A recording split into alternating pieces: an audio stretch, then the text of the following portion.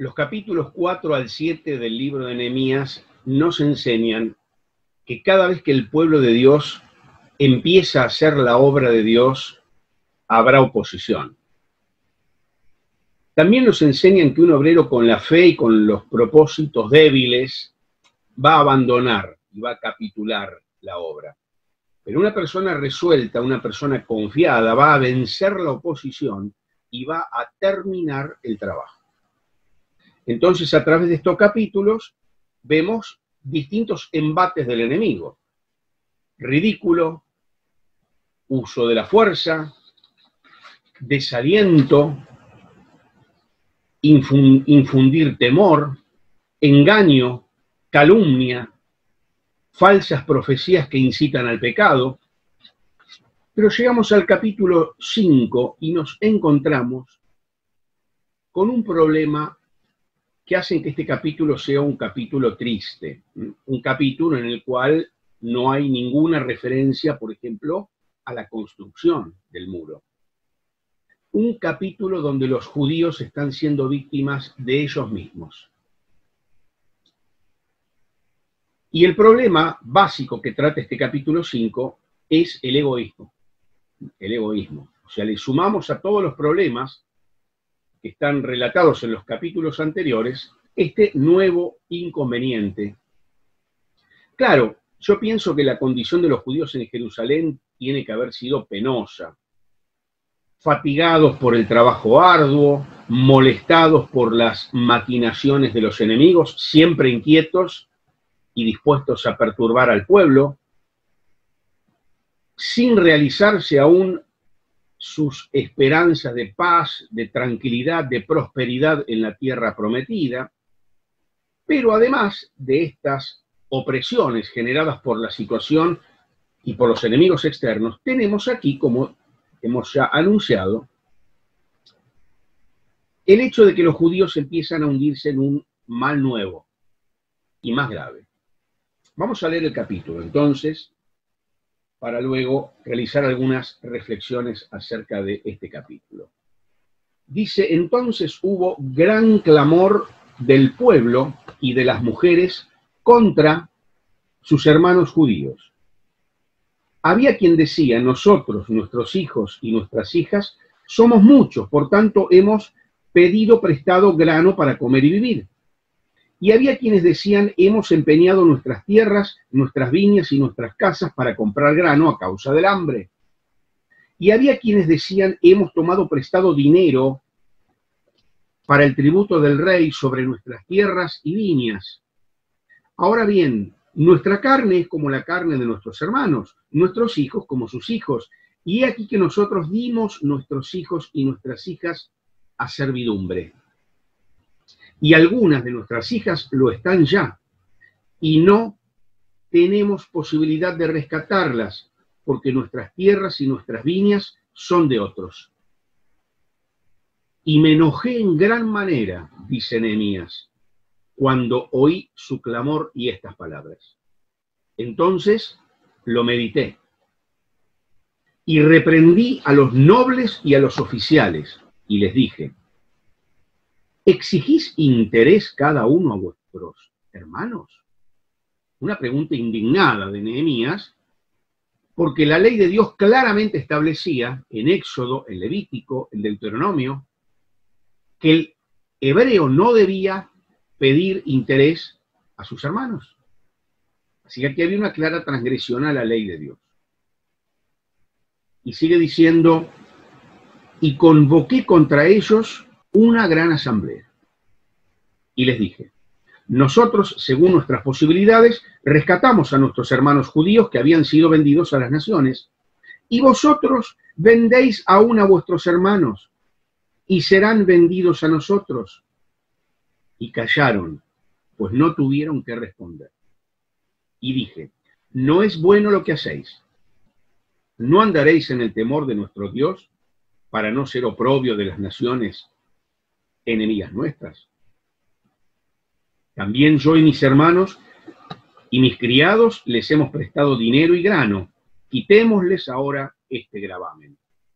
os ruego que les devolváis hoy sus tierras, sus viñas, sus olivares y sus casas, y la centésima parte del dinero, del grano, del vino y del aceite, que demandáis de ellos como interés. Y dijeron, lo devolveremos, y nada les demandaremos. Haremos así como tú dices. Entonces convoqué a los sacerdotes y les hice jurar que harían conforme a esto. Además, sacudí mi vestido y dije, así sacuda Dios de su casa y de su trabajo a todo hombre que no cumpliere esto, y así sea sacudido y vacío. Y respondió toda la congregación, amén. Y alabaron a Jehová. Y el pueblo hizo conforme a esto. También desde el día que me mandó el rey que fuese gobernador de ellos en la tierra de Judá, desde el año 20 del rey Artajerjes hasta el año 32, 12 años, ni yo ni mis hermanos comimos el pan del gobernador. Pero los primeros gobernadores que fueron antes de mí abrumaron al pueblo y tomaron de ellos por el pan y por el vino más de 40 siclos de plata, y aún sus criados se enseñoreaban del pueblo. Pero yo no hice así, a causa del temor de Dios. También en la obra de este muro restauré mi parte, y no compramos heredad, y todos mis criados juntos estaban allí en la obra. Además, 150 judíos y oficiales, y los que venían de las naciones que había alrededor de nosotros, estaban a mi mesa. Y lo que se preparaba para cada día era un buey y 6 ovejas escogidas. También eran preparadas para mí aves, y cada 10 días vino en toda abundancia. Y con todo esto nunca requerí el pan del gobernador, porque la servidumbre de este pueblo era grave. Termina el capítulo, con esta invocación a Dios: acuérdate de mí para bien, Dios mío, y todo lo que hice por este pueblo. Yo he titulado este capítulo y esta reflexión, Nehemías capítulo 5, la mansedumbre en la vida del siervo de Dios. Muchos aspectos de este capítulo nos hablan de esta virtud de la mansedumbre, esta virtud que es parte del fruto del Espíritu, según lo leemos en Gálatas. Y vamos a ver cómo aplicamos este concepto, este concepto precioso de mansedumbre, a el ejemplo y a la vida de Nehemías. Si prestamos atención al capítulo, vemos que existieron 3 grupos de personas que se lamentaban. Estaban los que tenían familias grandes y no tenían suficiente comida. Estaban los que tienen grandes hipotecas que pagar y tampoco tienen para comprar comida. Grandes hipotecas. Y en tercer lugar estaban los que tenían que pagar impuestos tan altos que estaban forzados a hipotecar sus tierras y a vender sus hijos como esclavos. Bien, todos estos problemas que el pueblo le trae a Nehemías, podríamos resumirlos en 2 palabras: usura y esclavitud. Usura y esclavitud. Aún así, no tenemos que confundirnos. El hambre, la escasez, los impuestos excesivos, en realidad no son el problema. Porque si no, bastaba con requerir los servicios de un buen economista, de un buen administrador, que pudiera solucionar el tema de la escasez, del hambre, de los impuestos altos. Casi que podríamos decir, la situación sería muy parecida a la que se vive en la actualidad en algunos lugares, ¿no? No sé si le suena. Acá no bastaba con requerir los servicios de un buen economista, de un buen administrador. El problema básico del pueblo está señalado en una frase de 3 palabras. Y la frase es: contra sus hermanos. Este era el problema del pueblo. El problema no era económico, sino espiritual. El problema era espiritual. Y consistía en la falta de temor de Dios y en la falta de amor hacia los hermanos, que van juntos. Falta de temor de Dios y falta de amor a los hermanos. Un problema espiritual. Entonces decimos que no se requería la acción de un economista, ni siquiera de un buen político, ni tampoco de un especialista en relaciones humanas. Aquí se precisaba la intervención de un hombre espiritual. Y lo tenemos a Nehemías. Lo tenemos a Nehemías. Por eso es que yo les quiero invitar a considerar 5 aspectos de la acción de Nehemías que nos van a servir como ejemplo para nuestra vida y en especial para nuestro servicio al Señor. 5 aspectos de la acción de Nehemías frente a este grave problema de egoísmo, de usura, de falta de temor de Dios y de falta de amor por los hermanos. En primer lugar lo tenemos en el versículo 6, que dice, me enojé en gran manera. La primera respuesta de Nehemías fue la ira, el enojo, la indignación.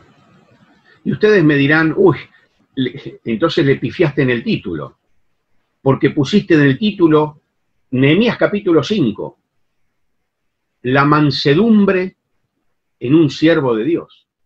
Y ya estoy diciendo que la primera respuesta fue enojarse. ¿Cómo se relaciona ahí? Bueno, esta santa indignación por la deliberada desobediencia a la palabra de Dios, vuelvo a reiterar que la ley de Dios era clarísima en cuanto a la prohibición de prestar dinero a interés entre los judíos. Ni hablemos de esclavizar y vender a los hijos, a los acreedores o cosas por el estilo. Miren, hermanos, la indiferencia en este caso sería una señal fatal de un estado espiritual paupérrimo, la indiferencia. Por eso es que cuando hablamos de mansedumbre como virtud moral, Pablo habla de la mansedumbre y recordemos que Pablo tiene en mente lo que significaba la mansedumbre para ese tiempo. Los griegos habían definido la mansedumbre. Luego, al aplicar el concepto al fruto del espíritu, le agrega toda la parte espiritual, es como que lo eleva a otra dimensión, pero no descarta la definición natural de lo que es la mansedumbre como virtud moral, digamos, natural. No lo descarta, solo que le agrega lo espiritual y lo eleva, lo transfigura, si se quiere, a esa virtud. Bien. La mansedumbre, entonces, como virtud moral, es aquella virtud que modera la ira. Los griegos definían a las virtudes como un término medio entre un exceso y un defecto. Para darles un ejemplo sencillo. La valentía es una virtud. Sería el término medio entre el defecto, que sería la cobardía, y el exceso, que sería la temeridad. El que se arriesga innecesariamente no es un valiente, es un temerario.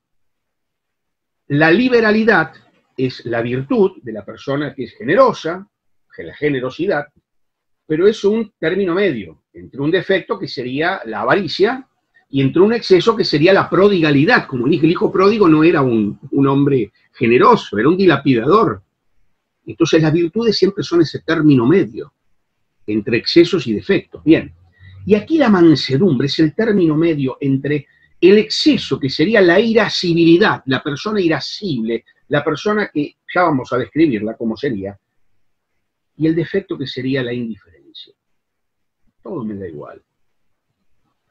Estoy siendo testigo de verdaderas tropelías que se están cometiendo y yo permanezco impasible, indiferente. Bien, indudablemente, permanecer impasible frente al mal y a la injusticia y al pecado, de ninguna manera puede confundirse con mansedumbre, porque la mansedumbre es ese término medio. La persona mansa sabe irritarse, pero sabe irritarse en las ocasiones que corresponde, de la manera y en la medida que corresponde y con las personas que corresponde y durante el tiempo que corresponde. ¿Se entiende? Entonces, hay que tener, la persona mansa no permanece indiferente ante el mal y ante la injusticia, pero tampoco cae presa de un ataque de irascibilidad y de cólera que de alguna manera hacen que esa persona no sea dueña de sí misma. Entonces, aquí vemos en Nehemías un ejemplo de mansedumbre, porque su indignación, su enojo, es el justo y necesario, el que la situación demanda, el que la situación demanda. El exceso en esto implicaría enojarse, sulfurarse contra personas que no lo merecen, contra o por causas que no valen la pena, o más exaltadamente de lo que es necesario, o antes o más tarde de lo que conviene. Claro, un caso más grave sería el de los resentidos, el de los rencorosos, el de los vengativos, y aquí tenemos personas cuya cólera y enojo dura mucho tiempo y hasta que no se vengan, no se conforman, sienten como un peso en su interior y hasta que no se vengan, hasta que no hayan perpetrado su venganza, no se quedan tranquilos. Y cuidado que a veces esto puede decir, no, yo hago justicia, yo busco el bien, busco la justicia. No, sos un vengativo. Tenés una opresión en tu interior y que debes quitarte y hasta no hacer sufrir y perpetrar tu venganza, tu retaliación, digamos, respecto del otro, no te quedas en paz. Cuidado con esto, porque es muy peligroso. En síntesis, hermanos, la mansedumbre permite que nos indignemos contra quien debemos indignarnos. Por una causa que sea justa y en la forma conveniente. La ira sana hace al sujeto, dice un autor, encabritarse contra una injusticia, pero además nos capacita para combatir contra el mal. Esa sana ira, ese sano enojo, esa sana cólera frente al mal hace que yo tenga energía para combatirlo. Que yo no permanezca inerme, impotente, como una gelatina ahí, siendo espectador de los mayores atropellos, y yo, pretendiendo ser manso, en realidad estoy violando gravemente mi deber cristiano. Airaos, pero no pequéis. La sabiduría y mansedumbre de Nehemías también se manifiesta en esta actitud que consta en los versículos 7 al 10. Él meditó antes de actuar. Él meditó sobre el problema. Yo estoy seguro, si bien aquí no lo dice, que habrá orado también. Es lo que nosotros tenemos que hacer. Frente a un problema que percibimos como una injusticia, como un pecado, antes de actuar precipitadamente, tenemos que meditar y tenemos que orar sobre el problema. Nehemías ocupó tiempo en pensar, en meditar.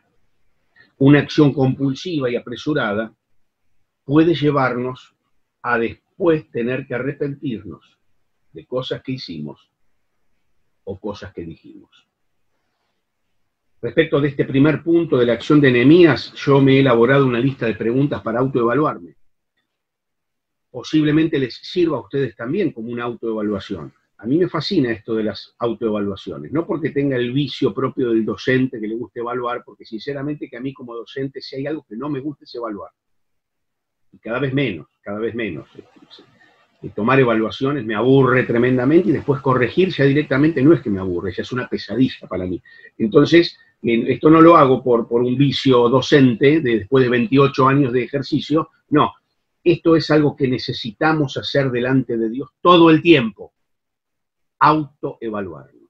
La Biblia le llama examínese cada uno a sí mismo. Examinarnos a nosotros mismos. Y yo escribí unas cuantas preguntas.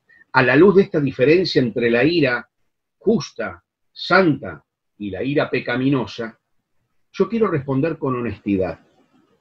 ¿Soy capaz de airarme frente a toda especie de mal? ¿O soy indiferente?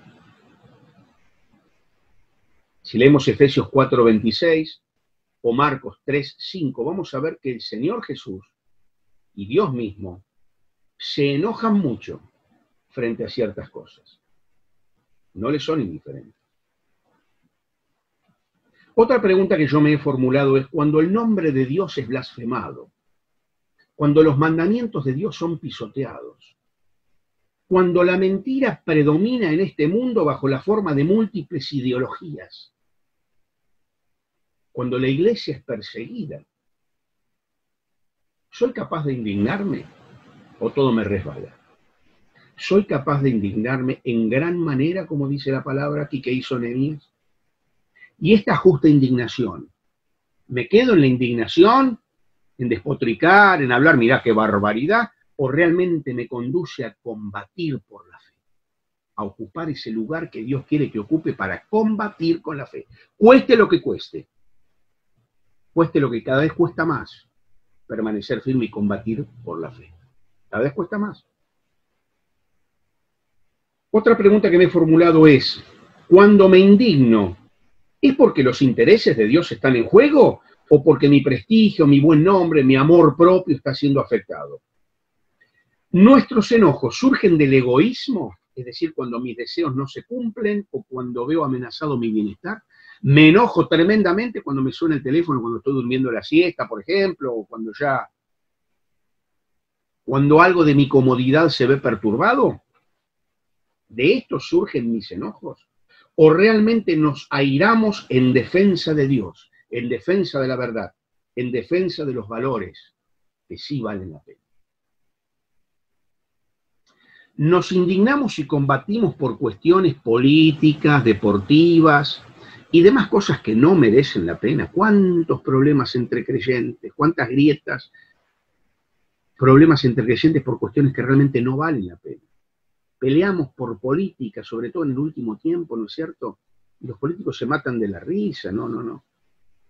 Nosotros entre los creyentes o entre familiares nos peleamos, nos indignamos, decimos cosas de las que después nos arrepentimos.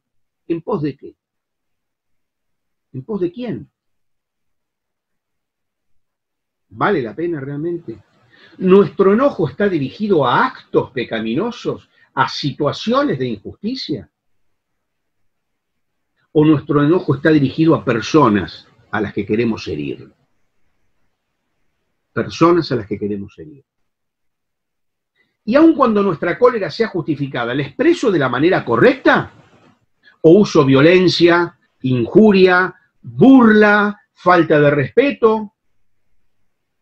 Porque puede ser que mi causa de enojo tenga suficientes razones y sea justa, pero ¿cómo la expreso? ¿Se justifica el uso de la violencia, herir a otro, burlarse del otro? Hermanos, ¿oramos y meditamos antes de actuar? ¿O actuamos precipitadamente y todo el tiempo estamos perdiendo el control? Después hacemos o decimos cosas de las que nos arrepentimos. A veces ya es tarde. Y por último, hermanos, aun cuando la cólera sea justificada y aún expresada adecuadamente, la pregunta es: ¿lo hacemos con la persona correcta? Vemos que Nehemías citó a los que tenía que citar y los reprendió. Citó a los que tenía que citar. ¿Manifestamos nuestro sana ira, nuestro sano enojo justificado frente a las personas correctas?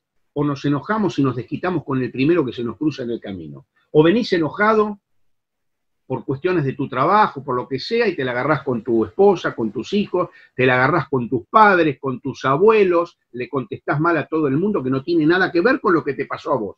¿Cuántas veces hacemos esto? Yo me acuerdo en mi adolescencia, pero a veces algunos siguen siendo adolescentes por mucho tiempo y siguen teniendo esa actitud, ¿no? De desquitarse con el primero que encuentran a mano, no con la persona a quien deberían reprender, con cualquiera. Bien, hermanos, que estas preguntas nos ayuden. En los próximos puntos voy a tratar de ser más breve porque el tiempo está avanzando. Lo segundo que hizo Nehemías fue reprender, pero apelando a la ley de Dios. Yo dije que claramente la ley de Dios establecía lo que debía ser la relación entre los judíos. Y ellos lo estaban transgrediendo. Y Nehemías, cuando los reprendió, no dijo: no usó de su opinión, de su leal saber y entender, de lo que el sentido común indica. No, no, no, no. Nehemías tenía muy claro qué decía la Biblia al respecto, qué decía la ley de Dios, el Pentateuco, la ley de Moisés. Y vemos que Moisés enfrenta a los responsables. Primero privadamente, pero luego en público. Saben, hermanos, que a veces es muy necesaria la reprimenda pública. Sobre todo cuando el pecado fue público y cuando otros han sido dañados. Es necesaria la reprimenda pública. Lo vemos que lo hace el mismo apóstol Pablo respecto de Pedro. Dice, lo reprendí públicamente, cuando obligaba a judaizar, ¿no?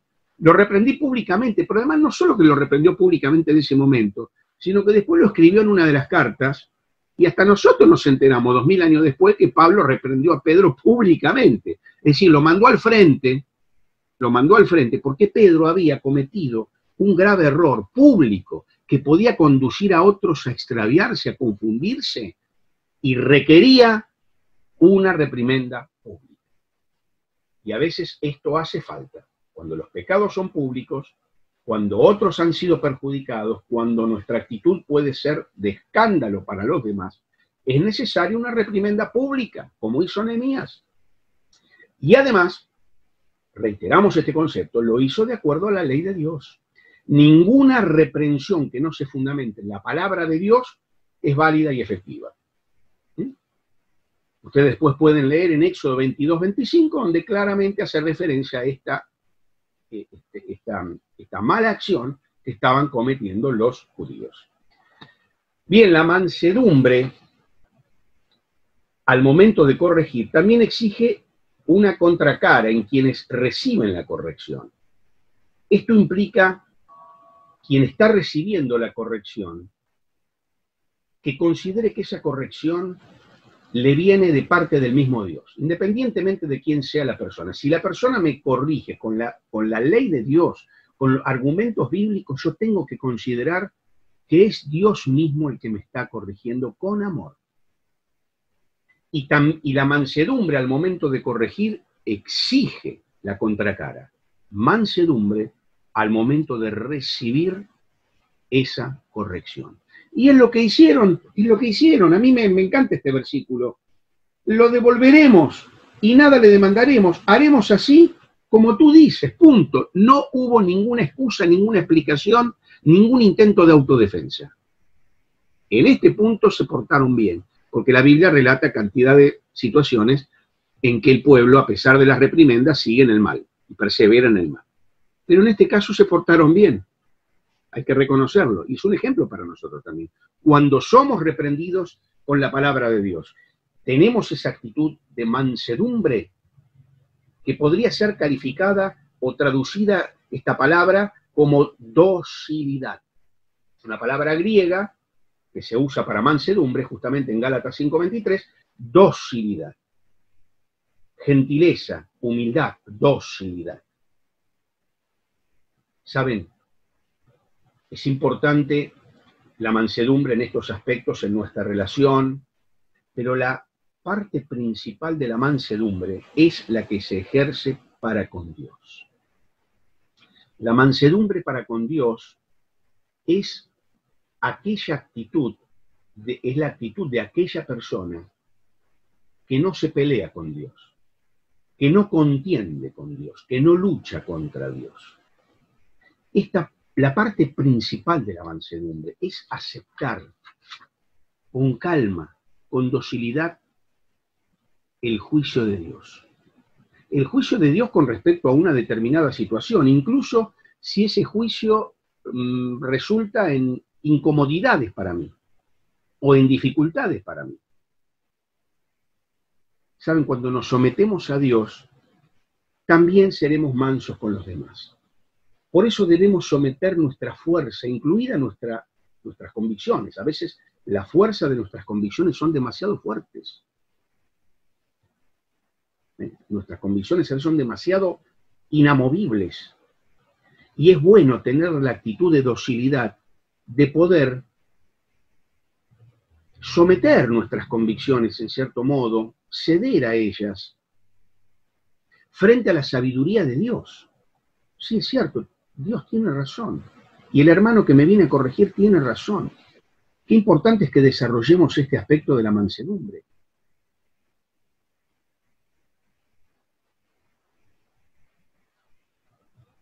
Este aspecto de la mansedumbre implica aceptar que las acciones de Dios hacia nosotros son las acciones correctas, incluso cuando nuestra sabiduría diga lo contrario o incluso cuando no entendamos por qué nos pasan ciertas cosas. A mí me encanta un himno que dice, lo sabe Dios. Y es otro precioso himno que tenemos en nuestro himnario, que lo sabe todo el Padre. Esa es mi certitud. Y que en gracia por mí vela con solicitud. Todo cuanto Dios permita, obra para bien. Y deseo solamente responderle, amén. Y no porque yo entienda todo lo que me pasa, sino porque quiero tener esa actitud de mansedumbre. Señor, no entiendo por qué. Yo a veces miro a mi pasado y digo, no entiendo por qué me pasó esto. No lo entiendo, realmente no lo entiendo. No sé cuál es, no entiendo el propósito. No lo veo. Pero ¿saben una cosa? Nos tiene que bastar con el solo hecho de saber que Dios sí lo sabe. Yo no lo sé, yo no lo entiendo, pero Dios sí lo sabe. Y eso para mí me basta. O debería bastarme. Debería bastarme. Esa es mansedumbre. Los juicios de Dios, las decisiones de Dios, tienen un motivo. Yo no lo sé, yo no lo conozco. Tampoco, sinceramente, a veces ya a esta altura, tampoco me interesa tanto saberlo todo. ¿Y por qué? ¿Y por qué? ¿Y por qué? ¿Y por qué? Yo solo sé que Dios sabe. Punto. Yo solo sé que Dios lo sabe. Y en una actitud de mansedumbre, me someto a esa voluntad de Dios. Gustosamente, gozosamente, porque he logrado entender que todo lo que Dios hace a los que aman a Dios les ayuda a bien. Santiago 1:21 dice que esta mansedumbre es la condición de la mente para recibir la palabra de Dios. Dice, por lo cual, desechando toda inmundicia y abundancia de malicia, recibid con mansedumbre la palabra implantada, la cual puede salvar vuestras almas. Por eso, para que seamos salvos, tenemos que aceptar su palabra con humildad y con mansedumbre. El ser como un niño, que dice la palabra, para salvarse, implica esta mansedumbre, esta docilidad en aceptar lo que Dios dice. En aceptar lo que Dios dice. Es más, también la mansedumbre es el espíritu y la actitud que hay detrás del arrepentimiento, porque arrepentirse en sentido bíblico es cambiar de opinión, cambiar de mente y creer que Dios tiene la razón. El hecho de que Dios nos pida que confesemos nuestros pecados no es porque nosotros tengamos que informarle a Dios cosas que Dios no sabe.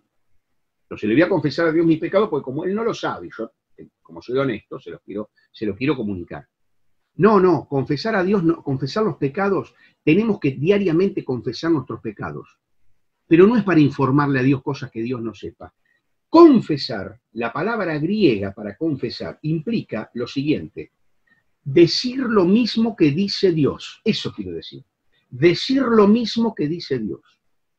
Es manifestar públicamente, declarar que estamos de acuerdo con Dios acerca de lo que Él dice respecto de ciertos actos.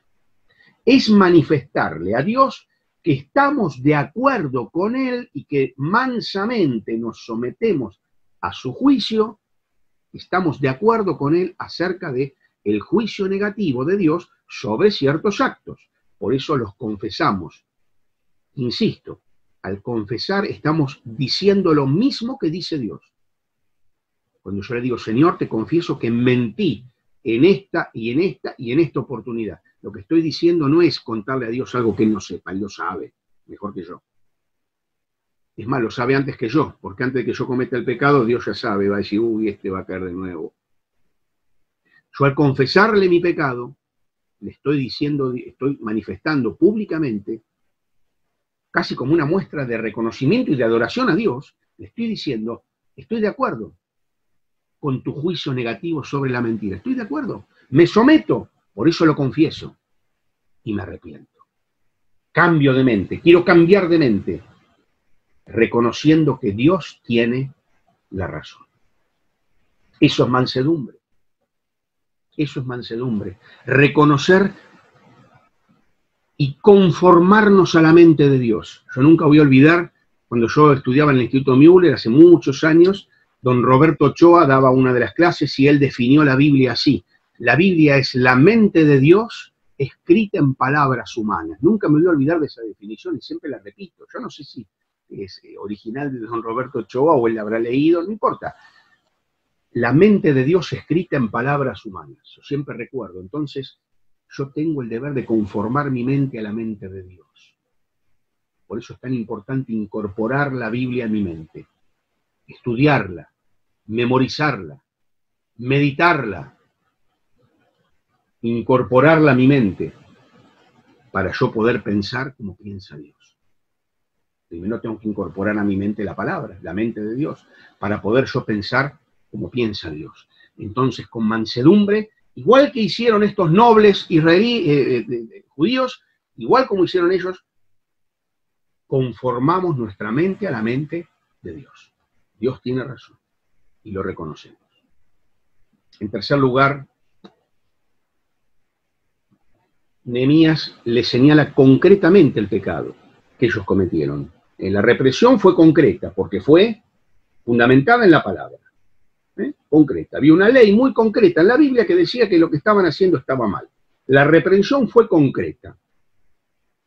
Pero también cuando se le señaló la falta, fue concreto también Nehemías, le señaló exactamente, no hizo un reclamo general global, ustedes son unos sátrapas, ustedes son unos sinvergüenzas, ustedes son unos deshonestos, ustedes son unos usureros, así como en general, bueno, pero ¿en qué? No, Nehemías, que a veces nosotros hacemos eso, cuando queremos reprender a alguien, decimos algo así ambiguo, general. Y lo que tenemos que hacer es reprender, señalar concretamente el pecado cometido, concretamente, no un reclamo general, global, ambiguo, concretamente el pecado cometido y sus consecuencias. Y dice, en primer lugar, su pecado es la falta de amor a sus hermanos judíos.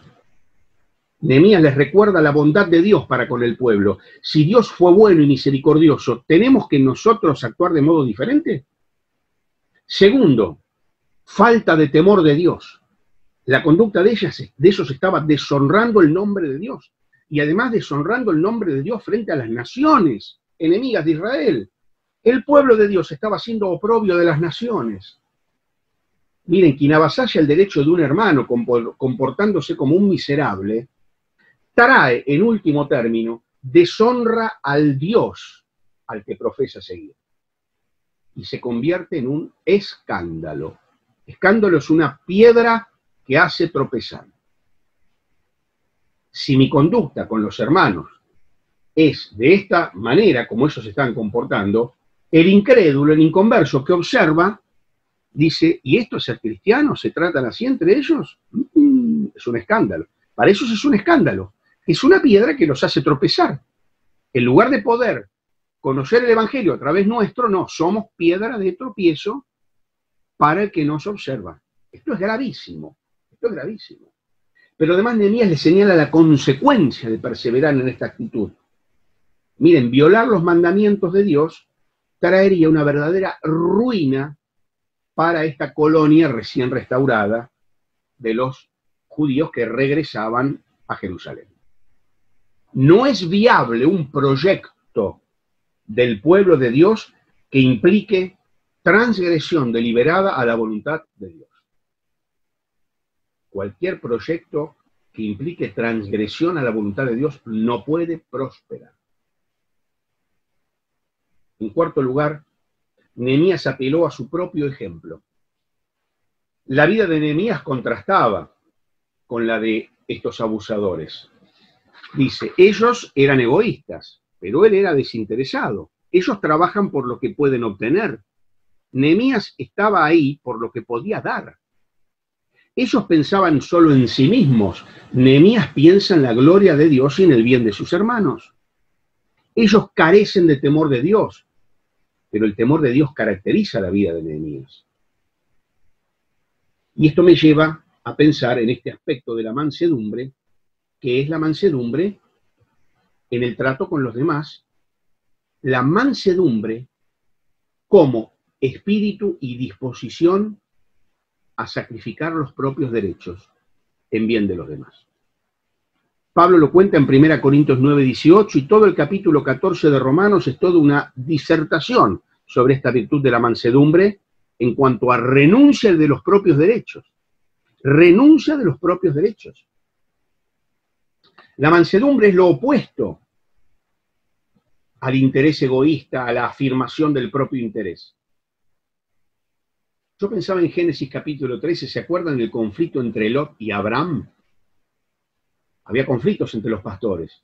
Entonces Abraham le dice a Lot, bueno, Lot, vení acá. Dios me prometió esta tierra y yo tengo derecho a ella. Así que por favor, empecé buscándote otro lugar porque esto es mío. ¿Dijo eso Abraham? Evidentemente que no. Si leemos el pasaje vamos a ver que no. Abraham le dice, no quiero que haya conflicto entre nosotros porque somos hermanos. Elegí vos, fíjate, donde veas la mejor tierra anda, yo voy para otro lado. Y dice que Lot miró y la que vio como la mejor tierra dijo, esta es la mía, eligió.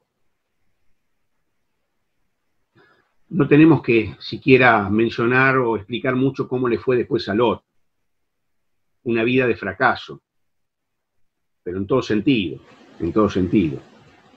Fue cerca de Sodoma, nada más ni nada menos. De esa gente que era la gente más mala del planeta. Su esposa terminó convertida en estatua de sal. Terminó escapándose, vaya a saber dónde, sus dos hijas que evidentemente habían incorporado toda esa corrupción de Sodoma, terminan acostándose con él para tener descendencia, y de ahí se forman dos pueblos que luego van a ser tremendos adversarios de Israel. Bueno, una vida truculenta, realmente. Abraham, la lección para nosotros es que él privilegió su relación, porque dijo, somos hermanos, por sobre sus derechos. Privilegió. Eso es mansedumbre, es disposición a ceder nuestros derechos. En la iglesia no hay derechos. Todo nos viene por gracia de Dios. ¿De qué derechos hablamos? ¿No? Esto es mío, este es mi trabajo, este es mi ministerio. Abraham cedió sus derechos. Y Dios, que es justo, y justo en serio, como diría mi amigo Pedro Fuentes, que trata este tema en uno de sus libros, Dios, que es justo en serio, se encarga de proteger nuestros derechos. Si yo tengo disposición a ceder mis derechos en favor de mis hermanos, Dios, que es justo en serio, Él va a ser quien va a velar por mis intereses. ¿Conocen ustedes un mejor custodio de nuestros intereses que el Dios omnipotente? Bueno, en Filipenses capítulo 4 también Pablo nos enseña el secreto para conservar la paz de Dios. Y en el versículo 4 dice que nuestra gentileza sea conocida de todos. Acá la palabra gentileza, que es una palabra de difícil traducción, pero que también puede ser traducida como la condición de aquel que no insiste siempre en sus derechos personales. MacDonald la explica como la disposición a ceder. Disposición a ceder. Trenchard dice comprender la situación de los demás, ser condescendiente y estar dispuesto a ceder. La condición de aquel que no insiste. El contraste sería el discutidor, el generador de contiendas, el que siempre llega a todo lugar y golpea la mesa, dice acá estoy yo, el que patea la puerta y entra. ¿Quieren conservar la paz de Dios en su corazón reinando? Que vuestra gentileza sea conocida de todos. Disposición a ceder. Lo contrario sería esa persona que está siempre pendiente de sus derechos. Una persona que está siempre pendiente de sus derechos y de sus prerrogativas, ¿puede tener la paz de Dios? reinando en su interior? Desde ya que no. Ahora, la persona cuya gentileza es conocida en su vida, encomienda su causa a Dios y puede descansar en paz. Y puede descansar en paz. Ahora, ustedes dirán, y sí, pero si yo no hago nada para defender mis derechos, ¿en qué termino? ¿Qué me está proponiendo usted? ¿En qué termino? Miren, ¿por qué podemos adoptar una actitud de este tipo, de disposición a ceder, sin temor alguno de ser perjudicados? ¿Por qué? ¿Por qué? Lo que dijimos antes de Abraham. Y el mismo Pablo lo dice a continuación. El Señor está cerca, dice, citando el Salmo 145, que dice que el Señor está cerca de los que le invocan. Lo que está diciendo es, ustedes tengan disposición a ceder. No se olviden de que si ustedes le invocan, Él está cerca y los protege y vela por sus intereses, vela por el bien de ustedes. Es como decir, la respuesta no está en pelear, sino en orar. La respuesta no está en pelear, sino en orar. Puedo descansar, porque el Señor está cerca. Puedo descansar. En quinto lugar, queridos hermanos, Nehemías muestra sus verdaderos motivos. Esto nos lleva a meditar en cuáles son nuestras motivaciones en la vida y muy en particular cuáles son nuestras motivaciones en el servicio al Señor. ¿Qué buscamos? La mansedumbre está muy relacionada con la humildad. La mansedumbre no ansía posiciones de preeminencia, como quería Diótrefes, por ejemplo. El manso tampoco busca que se le reconozcan méritos o que se le tenga por voz autorizada. Todas estas serían motivaciones espurias. Claro, si de manera espontánea nos reconocen méritos, si de manera espontánea se nos tiene por personas sabias y se nos consulta, bien, está muy bien, no vamos a eludir la responsabilidad, no la eludimos, la asumimos y servimos donde se nos convoca, lo hacemos, pero no estamos en busca de eso, no estamos en busca de eso, no nos pasamos la vida gastando energías en aquello que no glorifica a Dios ni beneficia a la iglesia, es decir, no estamos buscando todo el tiempo ser reconocidos, ser tenidos por sabios. Esa persona, lo contrario a la persona mansa, sería esa persona que está fantaseando con que todos lo alaban, todos los reconocen, todos le rinden homenaje, que suena el teléfono todo el tiempo para consultarle, a ver, vos que sabés, te consulto porque vos que sos una autoridad, y la persona sueña con esas cosas. Esto es lo contrario a la mansedumbre. Esto es lo contrario. Y además genera en nosotros resentimiento. ¿Por qué? Porque cuando a veces no llega ese reconocimiento del cual nosotros nos sentimos merecedores, nos resentimos, nos enojamos, nos amargamos. Perdemos la paz. Nehemías no hace lo que hace para buscar elogios, para buscar la aprobación humana, para buscar afirmar su autoridad, su poder. Lo hace para agradar a Dios. Ahí se pone en evidencia que lo importante para Nehemías es que Dios se acuerde de él. Lo dice en la última oración. Él termina ese episodio invocando a Dios, pidiendo que Dios se acuerde de él. Esto es la que debería ser nuestra motivación acá en la tierra. Tener siempre la mirada puesta en el premio. ¿Importa mucho que los hombres se acuerden de nosotros? Y sí, nos gusta, la verdad es que nos gusta. Nos gusta ser reconocidos. Y además es justo reconocer a quien merece ser reconocido. Pero a veces esto no pasa. Y no tenemos que permitir que se genere amargura y resentimiento en nuestro corazón. No tenemos que permitirlo. Nuestra mirada tiene que estar en el premio. No importa mucho si se acuerdan o no, al fin y al cabo. Cuando realizamos esas buenas obras que Dios preparó de antemano para que anduviésemos en ellas, ¿somos cabalmente conscientes, hermanos queridos, de que Dios tiene siempre buena memoria? Puede que el mundo te olvide, puede que quienes deberían reconocerte no te reconozcan, puede que quienes deberían darte un lugar no te lo den. El Señor nunca nos dijo que aquí en esta tierra seríamos objeto de buenos tratos y que siempre se nos trataría con justicia. No, no es así. El Señor nunca lo prometió. Pero nosotros tenemos que tener conciencia, hermanos, de que Dios siempre tiene buena memoria. todo lo que haces para glorificarle a Él, y por amor al pueblo de Dios, y por amor a las almas que se pierden, todo lo que haces queda registrado en la memoria de Dios. Queridos hermanos, ya que hablamos de memoria, termino diciendo que al hacer memoria de estos ejemplos, como el de hombres de Dios, como Nehemías, esto nos impulsa a ser imitadores de ellos y a llevar a cabo, cumplir un ministerio que cada día más glorifique el nombre del Señor. Muchas gracias, queridos hermanos.